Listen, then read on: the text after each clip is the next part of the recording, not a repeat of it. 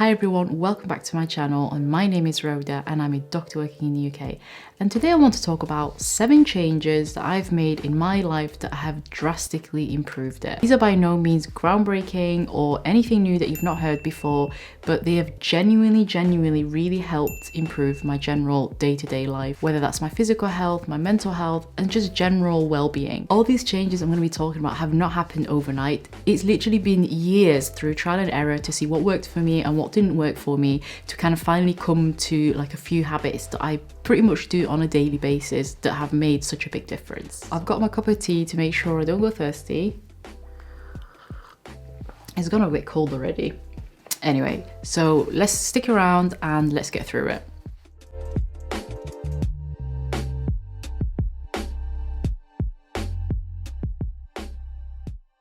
So if you imagine, how did Amazon become such a massive multi-billion-dollar company? How did someone run a whole marathon? How did someone lose a ton of weight? We all have visions, dreams, and aspirations, and they can be really great driving forces, but they always tend to be really vague. What are the exact steps that I need to take to get there? What are the things that I need to be doing to get there? I mean, saying things like, I want to become a doctor, yes, 5 years down the line, but what do you need to do now? I want to start a business, but what do you need to do now? Sometimes because the dream or the aspiration is so vague, it's really difficult to figure out what the steps are going to be. But when you don't have that clarity, it becomes really difficult to actually initiate change, to put things in motion for you to be able to get there. An analogy is baking a cake. You cannot make that cake unless you know the precise steps for you to get there. What is the recipe that you need? You need to know the amount of flour that you need. You need to know how many eggs you're going to use. You need to know the exact temperature the oven needs to be. What kind of a tin do I need to put it in? Without knowing that, you're not able to get a cake. So for me, when it came to starting my YouTube channel, this was something I had in the works for like years. And I always thought, I'm going to start this channel one day. I'm going to start this channel one day. But it was only until I actually sat down and I wrote down what are the steps that I need to take in order for me to set up that channel. And once I actually got through those steps, honestly, it became much easier for me to do all the other bits to it, which is getting a camera, you know, what's the editing software I need to be using. As I started figuring out more and more, the momentum just kept going and things started to fall in place, and it just kept getting easier and easier. It was literally like dominoes. You hit that first piece and everything starts falling into place. Whatever dream or aspiration that you have, literally sit down and write down the exact steps that you need to take for you to be able to achieve that. And it really helps break down the process into much smaller bite-sized chunks. And in that way, it also gives you much better clarity, and it gives you a much better idea of how to tackle something, because at the beginning it can be really overwhelming. The second change is to pause and to give yourself literally 10 minutes in the day where you're not doing absolutely anything. Okay, because you can imagine, we carry on, we wake up until we go to sleep, we're doing things, we're always constantly on the go. Where do I need to be? What do I need to be doing? How do I need to be doing it? But we never actually allow ourselves to just sit down for a second and just be present. And this is something I genuinely advocate for my patients when they come in with things like stress, depression, and anxiety. And I say, one of the things that would really help, obviously alongside other forms of treatment, is mindfulness. And everyone always looks at me like, well, what does that mean? I've heard about it, but it just sounds like this woo-woo thing that, you know, people who kind of meditate and things like that. This advice comes from real evidence that has shown that sitting down for even 10 minutes and just to practice kind of being present and just being aware of things that are around you and being aware of yourself really helps have a positive impact on your mental health and your general kind of stress relieving strategies. And what I do personally is I just sit down probably towards the end of the evening, have a nice cup of tea, and just relax and take my time, focus on my breathing, and honestly, I feel so much more relaxed afterwards. The third change is consciously saying I get to instead of I have to. I remember pre-lockdown, I went to a talk by someone called Yasmin Mujahid, who's a Islamic scholar, and she's also a psychologist. And she was talking about what is the key to sustained happiness.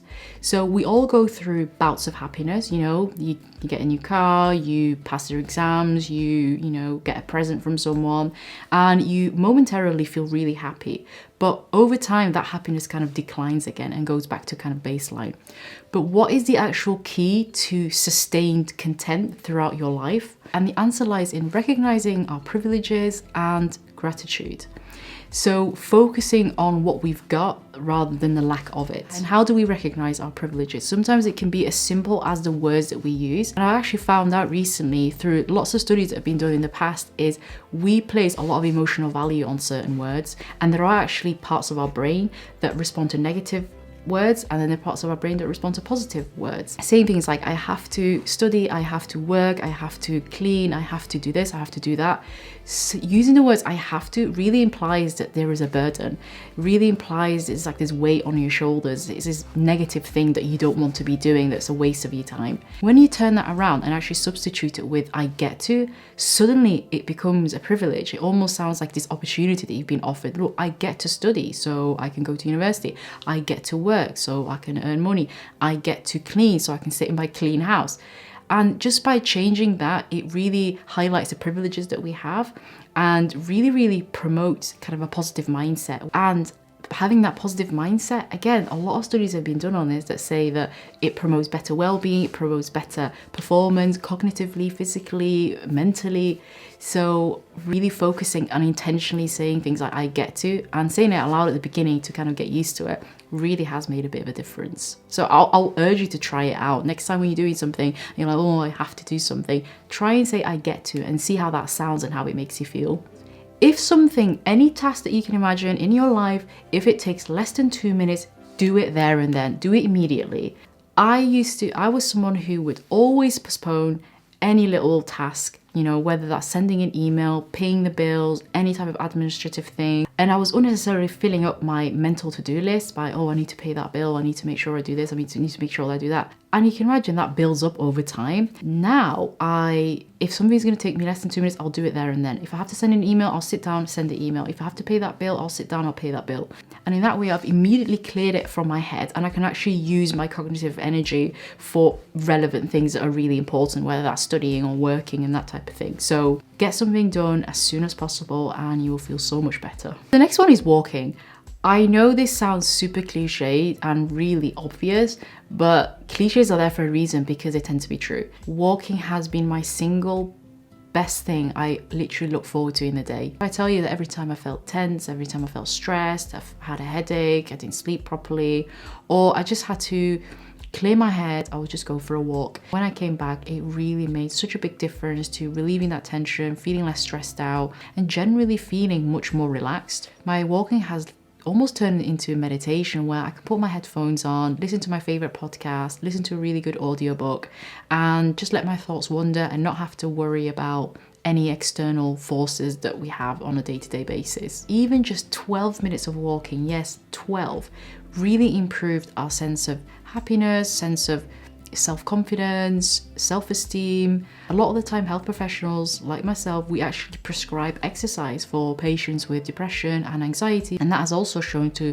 have a very positive impact when it comes to mental health. And that isn't even talking about the physical aspects of it. The amazing thing with walking is absolutely free, and I can say with certainty that once you've gone for a walk, you'll never say, I've regretted going for a walk. Your present and your future self will thank you. The next one is reducing screen time. And I say this with all of these changes, but this one has probably by far been the most significant change. There is a screen time app that tells you exactly how many hours you've been on your phone and breaks it down to what you're actually spending your time on. So whether that's on Facebook, social media, that type of thing. And I saw that my screen time was around 4, sometimes even 5 hours in a day.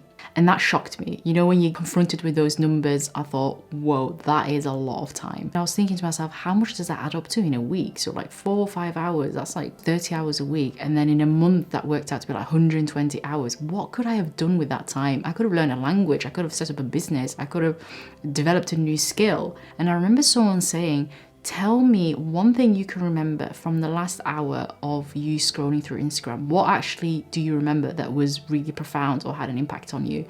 And my answer was nothing. I couldn't remember a single thing because this scrolling on social media that we do tends to be mindless. It's so passive. It literally doesn't add any cognitive value when it comes to our brain. And if you're someone who's trying to cut down on their screen time, best place to start is in the morning and the evening. So when you wake up, try and avoid using your phone for the first hour. When you're going to sleep, try and avoid using your phone the hour before you go to bed.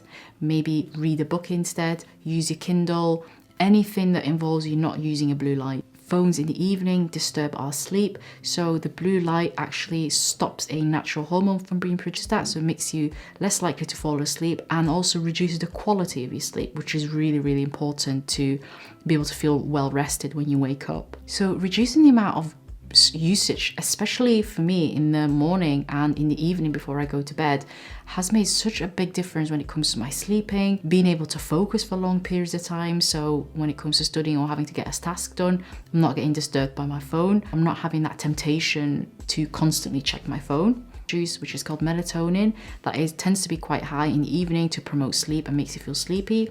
So using a blue light actually reduces a slow morning routine, and you'll figure out what I mean by that when I tell you what I used to do, which was the complete opposite of that. Days I was going to work, I'll wake up in the morning and probably snooze the alarm about 5-6 times. By the time I do get out of bed, I've probably got about 15 minutes spare from getting up to having to be out the house, and I'll skip breakfast.